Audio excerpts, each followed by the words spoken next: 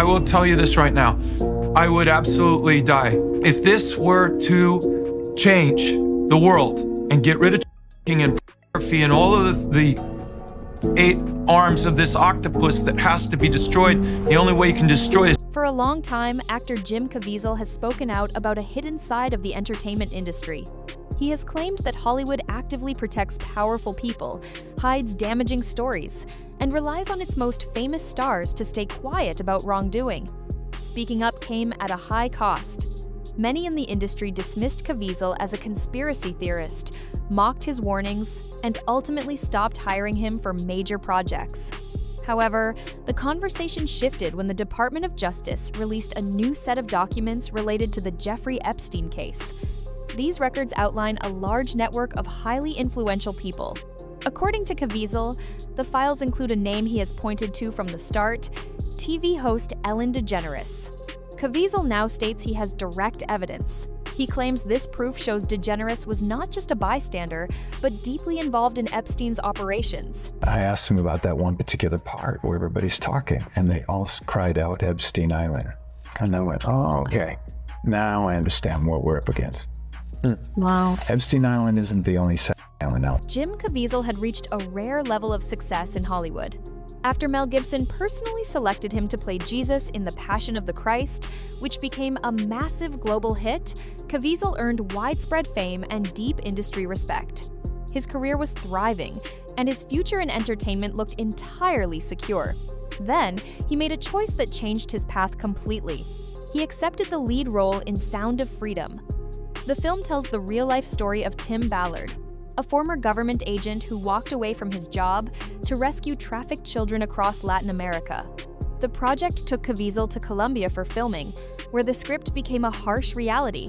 While on location, he personally witnessed the exact crimes the movie aimed to expose.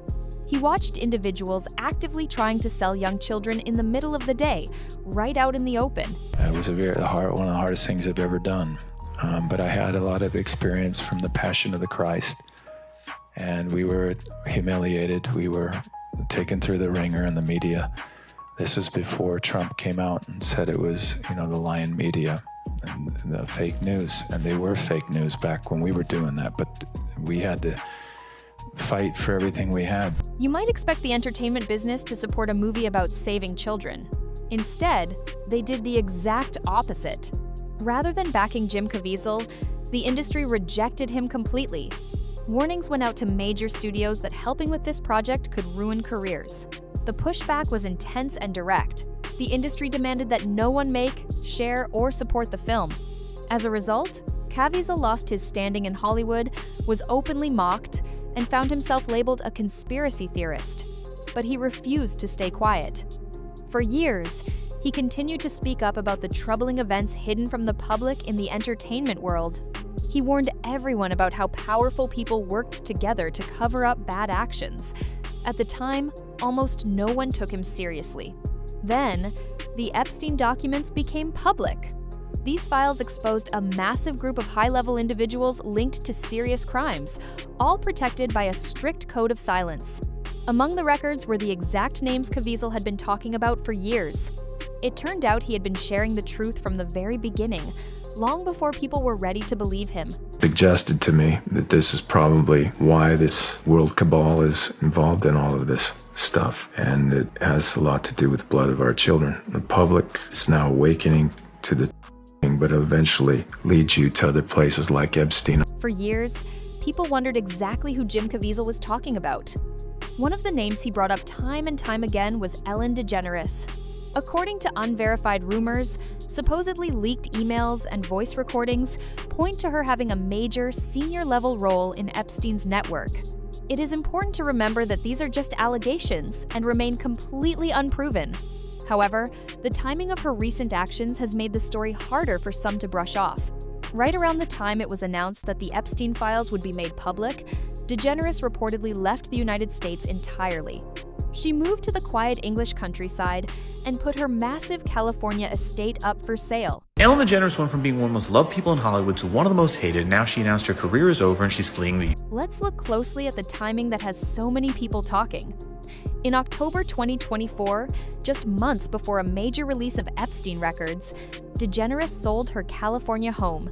She bought an expensive estate in the English countryside and quietly left the United States. Naturally, this sudden departure fueled intense online debate. People immediately asked, why leave the country right before these files become public? Why sell the house? Why stay completely silent? Her move followed the highly publicized cancellation of her talk show, which ended after serious complaints about a harsh work environment. Following the show's downfall, the beloved executive producer, Twitch, tragically died. Unverified internet rumors quickly claimed he left behind a note exposing hidden secrets about powerful people, including DeGeneres. While completely unproven, these rumors added to the growing public suspicion. Even before the Epstein Files made headlines, her public image had already taken a massive hit. In March 2020, comedian Kevin Porter posted a message online calling DeGeneres one of the meanest people alive. He offered to donate money to a local food bank for every story people shared about her bad behavior. The response was overwhelming. Thousands of people replied with their own experiences. The Ellen situation. Yeah. You know, people found out that Ellen was mean, and all these people came out and said, Ellen's actually a bitch. And then we're like, whoa, Yeah. can't believe it. And she lost everything. She fell apart, disappeared, because people found out that this character that she was portraying in a half an hour on a television show is not really who she was. My buddy Greg, who was one of her writers, was like, she's a piece of shit. And he was like, she's a monster. The situation soon grew even more serious. A group of 36 former employees came forward with severe complaints. They directed these claims not just at DeGeneres, but at 3 of the show's top executive producers. Kevin Lehman, head writer and executive producer, faced more than 10 separate complaints from staff members. Ed Glavin, executive producer, was accused of unwanted touching in 5 different reports. Jonathan Norman, executive producer, faced a severe complaint from one employee about attempted inappropriate acts, a claim that 3 other people backed up. All 3 men firmly denied the claims against them. However, Warner Media, the company in charge of the show, stepped in to run a formal investigation. As a direct result of their findings, both Glavin and Lehman were fired. Norman also lost his position and left the show. Following this major shakeup, DeGeneres finally spoke about the issue directly. During the opening episode of the show's 18th season in September 2020, she issued a public apology to everyone affected and stated that she took full responsibility for the workplace culture on her set. Welcome to season 18 of the Ellen DeGeneres Show.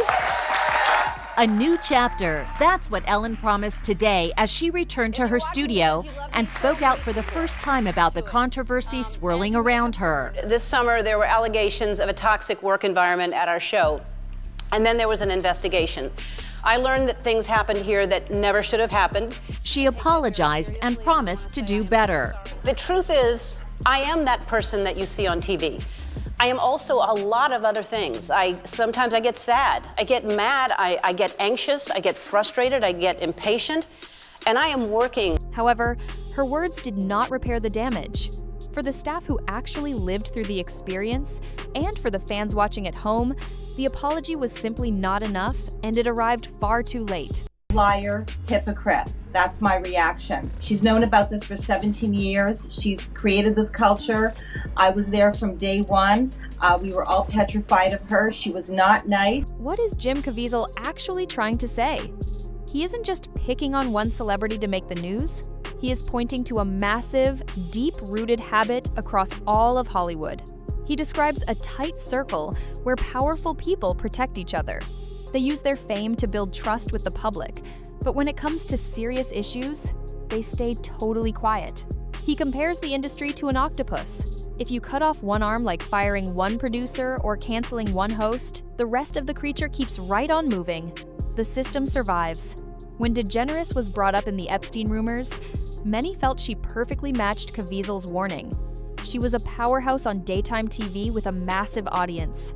Yet, when the heat turned up, she didn't fight back. She didn't demand an investigation or use her huge platform to uncover the truth. Instead, she moved to a $15 million estate in England and stopped talking. For a lot of people, that kind of silence speaks much louder than any public denial. She isn't the only one staying quiet. Famous late-night hosts like Jimmy Kimmel, Jimmy Fallon, Stephen Colbert, and Seth Meyers are usually quick to call out scandals. They talked openly about Harvey Weinstein and R. Kelly, but when it came to the Epstein Files and the rumors around DeGeneres, they said nothing. To Caviezel, this proves his point exactly. The entertainment industry strictly controls which stories are allowed to spread and which ones get buried. This habit of looking the other way is nothing new. People in Hollywood knew about Harvey Weinstein for decades before the public found out. R. Kelly's abuse was an open secret for years. We see a similar pattern today with the federal investigation into Sean Combs. Every time the truth finally comes out, industry insiders act shocked and pretend they had no idea. But history tells us they almost always knew. Caviezel argues that this system isn't broken, it is working exactly the way it was built to work. It is designed to protect powerful people, control the news, and make fun of anyone who asks questions early on. Now, Caviezel's warnings carry a lot more weight. People called him crazy, ruined his career, and laughed at him. But today, many believe the leaked files show he was right all along. Even if no one has proven DeGeneres committed a crime, her story fits a very clear pattern. The biggest stars keep their image safe, while the ugly truths stay hidden. Moving overseas and refusing to speak might not prove guilt, but it is a pattern that makes people wonder. Hollywood keeps showing that it cares more about protecting its own than being honest. As more details leak out, both the fans and the industry will have to face these hard facts. The story is nowhere near over, and the coming days will test if the entertainment world is finally willing to break its silence and fix its deep flaws. This leaves us with one big question. What does the silence really mean? Is it out of fear, a desire to protect themselves, or actual guilt? Jim Caviezel risked his entire career to speak up, while others with the exact same power chose to say absolutely nothing. Share your thoughts in the comments below.